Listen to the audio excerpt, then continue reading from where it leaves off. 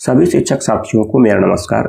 जैसा कि आप सबों को पता होगा कि अभी सभी शिक्षकों को ऑनलाइन FLN का कोर्स करना है और इस कोर्स को करने के बाद हमें सर्टिफिकेट प्राप्त करने होते हैं। लेकिन सर्टिफिकेट को प्राप्त करने के लिए प्रश्नोत्तरी में कम से कम 70% मार्क्स लाना जरूरी है।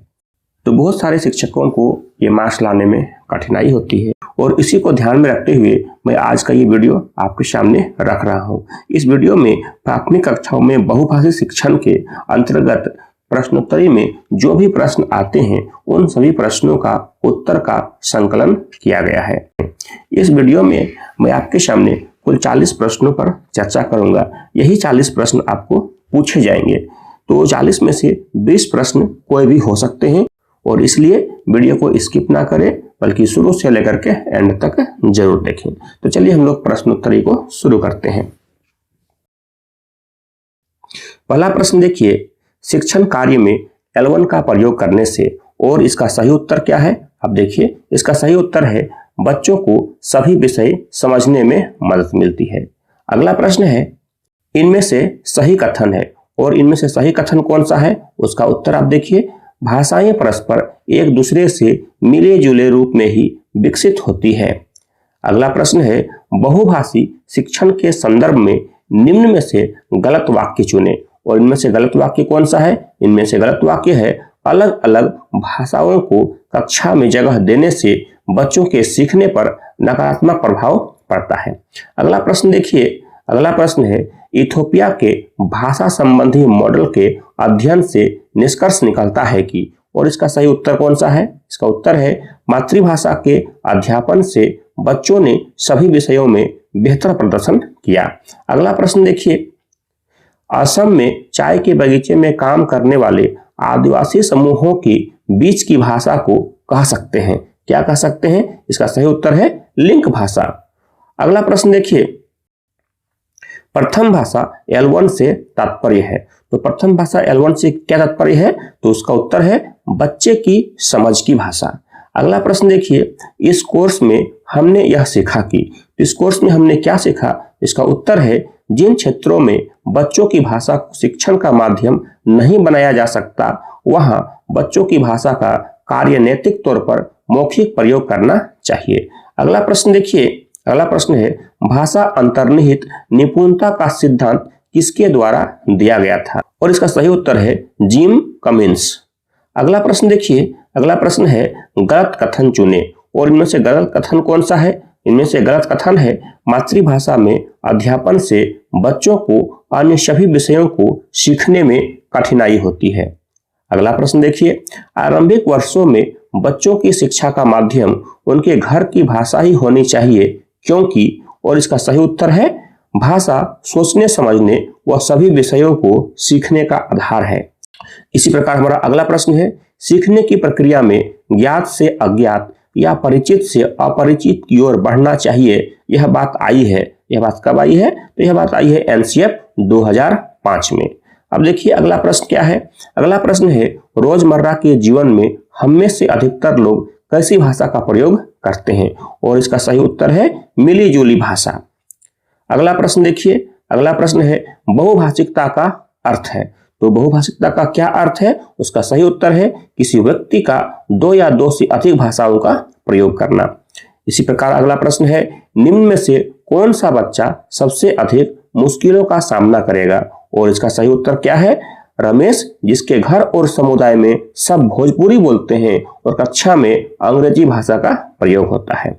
इसी प्रकार से अगला प्रश्न है, अगला प्रश्न है, ज्ञान के सृजन के लिए किस भाषा का पूल आवश्यक है? तो ज्ञान के सृजन के लिए परिचित भाषा का पूल आवश्यक है। इसका सही उत्तर है परिचित भाषा। इसी प्रकार देखिए अगला प्रश्न है, प्रत्येक राज्य और राज्य के भीतर प्रत्येक स्थानीय प्राधिकारी भाषा संबंधी अल्पसंख्यक वर्गों के बालकों को शिक्षा के प्राथमिक स्तर पर मातृभाषा में शिक्षा की पर्याप्त सुविधाओं की व्यवस्था करने का प्रयास करेगा। यह कथन कौन से दस्तावेज में कहा गया है? और इसका सही उत्तर है भारत का संविधान। इसी प्रकार देखिए अगला प्रश्न है, इनमें से कौन सा कथन बहुभाषी शिक्षण के संदर्भ में सही है? और इसमें सही कथन है कि बच्चों की भाषा को दूसरी भाषा सिखाने के लिए स्कैफोल्ड के रूप में प्रयोग किया जाता है।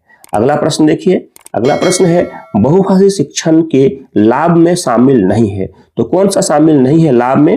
देखिए, तो इसका है कक्षा 1 में अंग्रेजी पढ़ना लिखना सीख जाना। अगला प्रश्न देखिए, अगला प्रश्न है भाषा शिक्षण से जुड़ी भ्रांति चुनिए। भ्रांति कौन सा है भाई? तो भ्रांति है जितनी छोटी उम्र में बच्चों को अपरिचित भाषा में पाठ्य पुस्तकें पढ़ने के लिए देंगे बच्चे, वह भाषा उतनी जल्दी सीखेंगे। अगला प्रश्न देखिए, वह भाषा जो औपचारिक तौर पर पाठ्य पुस्तकों, शिक्षण सामग्री और शिक्षण प्रक्रिया में इस्तेमाल की जाती है वह भाषा कहलाती है। क्या कहलाती है? तो उस भाषा को हम लोग कहते हैं शिक्षण का माध्यम। इसका सही उत्तर है शिक्षण का माध्यम।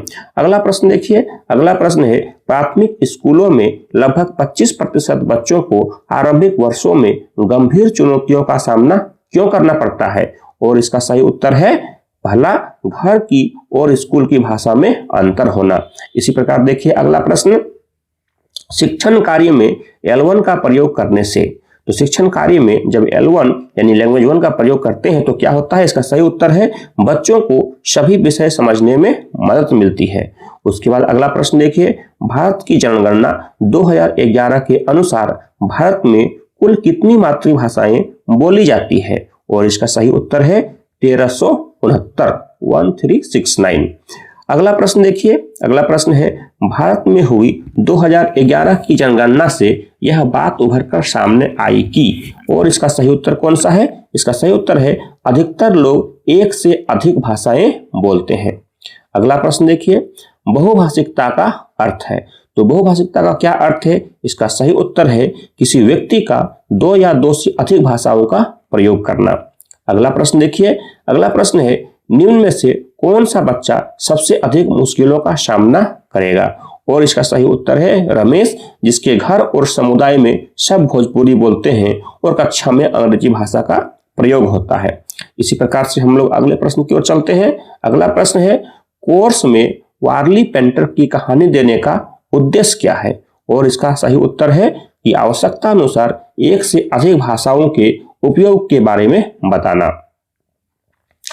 अगला प्रश्न देखिए, कमला राजस्थान के कोटा जिले में रहती है। उसके घर की भाषा हड़ौती है। उसने स्कूल शुरू होने के 4 महीने बाद स्कूल में दाखिला लिया है और आज उसका स्कूल में पहला दिन है। आप ऐसा क्या करेंगे जिससे कमला सहज महसूस कर सके? और इसका सही उत्तर है तीसरा, कमला से हड़ौती भाषा में खूब सारी अनौपचारिक बातचीत करेंगे। अगला प्रश्न देखिए, अगला प्रश्न है ज्ञान के सृजन के लिए किस भाषा की आवश्यकता है? तो ज्ञान के सृजन के लिए जिस भाषा की आवश्यकता है वो है परिचित भाषा। इसका सही उत्तर है लास्ट वाला, परिचित भाषा। अब देखिए UISE के अनुसार भारत के स्कूलों में शिक्षण का माध्यम कितनी भाषाएं हैं? और इसका सही उत्तर है 36 यानी कि 36 भाषाएं हैं। अगला प्रश्न देखिए, अगला प्रश्न है गलत कथन चुने। और इनमें से जो सही है वो है मातृभाषा में अध्यापन से बच्चों को अन्य सभी विषयों को सीखने में कठिनाई होती है। इसी तरह से हम लोग अगले प्रश्न की ओर चलते हैं। अगला प्रश्न है लिंक भाषा का प्रयोग किस परिस्थिति में किया जाता है? और इसका सही उत्तर है जब विभिन्न भाषा संबंधी समुदाय के लोग एक साथ रहते हों। अगले प्रश्न की ओर देखते हैं। अगला प्रश्न है राष्ट्रीय शिक्षा नीति 2020 मातृभाषा के प्रयोग के बारे में क्या कहती है? और उत्तर देखिए इसका, छोटे बच्चे अपनी मातृभाषा के माध्यम से बेहतर रूप से सीखते हैं। और अगला प्रश्न क्या है, इनमें से कौन सा वाक्य राष्ट्रीय शिक्षा नीति 2020 के अनुसार नहीं है? और इसका सही उत्तर है मातृभाषा में शिक्षण से बच्चे अन्य भाषाएं नहीं सीख पाते क्योंकि उनके लिए समय नहीं बचता है। इस तरह से हम लोग अगले प्रश्न की ओर चलते हैं। अगला प्रश्न है भाषा के कारण क्षति उठाने वाले बच्चों में कौन शामिल नहीं है?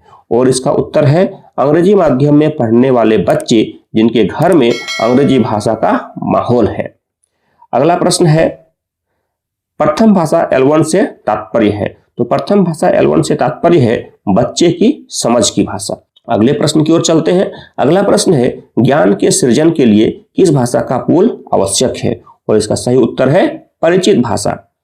चलिए हम लोग चलते हैं अगले प्रश्न पर। हमारा अगला प्रश्न है, आरंभिक वर्षों में L2 के विकास के संदर्भ में निम्न में से कौन सी रणनीति लाभदायक नहीं होगी? और इसका सही उत्तर है L2 सिखाने के लिए वर्णमाला को याद कराना और पाठ्यपुस्तक के अभ्यास कराना, यह लाभदायक रणनीति नहीं है। अगले प्रश्न को देखते हैं। कमला जी कक्षा 2 के बच्चों को हिंदी सिखाना चाहती है, उन्हें अपनी कक्षा में निम्न में से कौन सी रणनीति अपनानी चाहिए? और इसका सही उत्तर है हिंदी भाषा का प्रयोग पूरी तरह से बच्चों के हिंदी समझने के स्तर के अनुसार करना। अगले प्रश्न को देखते हैं। अगला प्रश्न है, बहुभाषी शिक्षण के संदर्भ में निम्न में से गलत वाक्य चुने। और गलत वाक्य कौन सा है? यह है, अलग अलग भाषाओं को कक्षा में जगह देने से बच्चों के सीखने पर नकारात्मक प्रभाव पड़ता है।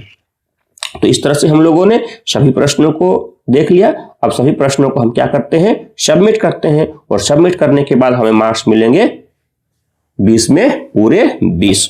तो इस तरह से अगर आप सभी प्रश्नों को ध्यान से करने के बाद सबमिट करेंगे तो आपको पूरे मार्क्स मिलेंगे 20 में 20। उम्मीद करता हूं ये वीडियो आपको अच्छी लगी होगी। अपने विचार मुझे कमेंट करके जरूर बताएं, और इसी प्रकार की वीडियो के लिए मेरे चैनल को सब्सक्राइब करें। फिर मिलते हैं अगले वीडियो में, तब तक के लिए जय हिंद, जय भारत।